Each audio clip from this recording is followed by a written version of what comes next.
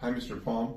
We're here with you now post-op from 3 months ago. Yes. Do you remember the surgery that you had? I do. Tell me, what did you have done and how are you doing now? Well, I had a double laminectomy and then a micro, I can never pronounce it exactly. Microdiscectomy. Down the L4 and L5 area. Yes. And I might say, add to September the 8th, I was walking. September the 9th, I got up, could not walk. Had to use a cane, looked like Yoda walking around, and severe pain. And I was crippled. I was really crippled. And it was very, very scary. I never felt so alone or scared as I ever did those first few days. And then you saw us, and then tell us about the circumstances and the sequence of events as to how you got treated. Well, I was blessed to get in to see you, I think, within about 2 to 3 weeks after my September the 9th experience. Basically, I was able to walk in here, or at least walk in the office with a cane, but once I was in the facility, I was wheelchair bound. Mm-hmm. So you saw me and quickly recognized my problem because I couldn't stand or walk on my tiptoes. And you instantly, I think, read that and said, I think you pretty well knew what the problem was. And so we just followed up there. I think I had another visit with you. You read my MRI, I think, on October the 1st, which was about 3 weeks after I had my initial problem. And you had me scheduled for surgery 2 days later.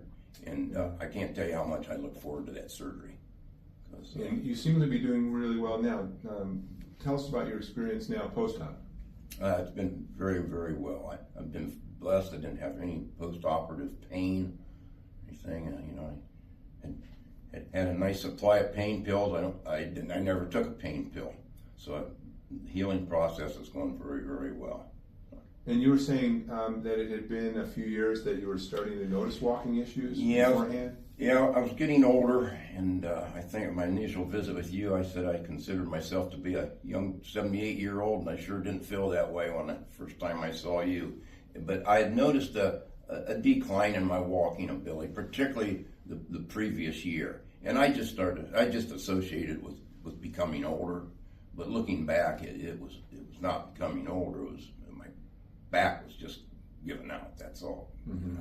That's what it had to be. So. And what made you decide that you really needed something done? Well, the fact that I was crippled, the pain was just unbearable. Just something that you would not want to live with. Is there some advice that you'd give to other patients who are thinking about having back surgery or some back treatment? I would say do not hesitate, because the ultimate alternative with this and before surgery, is the way I understand it, is that sooner or later your spinal cord is going to go, and your bladder is going to go, your bowels are going to go, and you're going to lay in your own and wallow. So for me, it was the only opportunity or alternative, but I didn't hesitate because I knew that was the alternative. Okay. And so now you're 3 months out, and are you back to normal activities?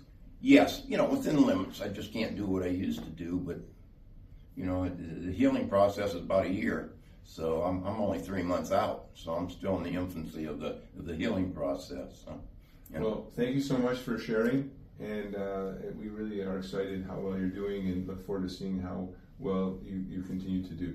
Okay, well, thank you very much, and as I've said before, you're a miracle worker. Oh, thank you so much. You take care. Okay, thank you.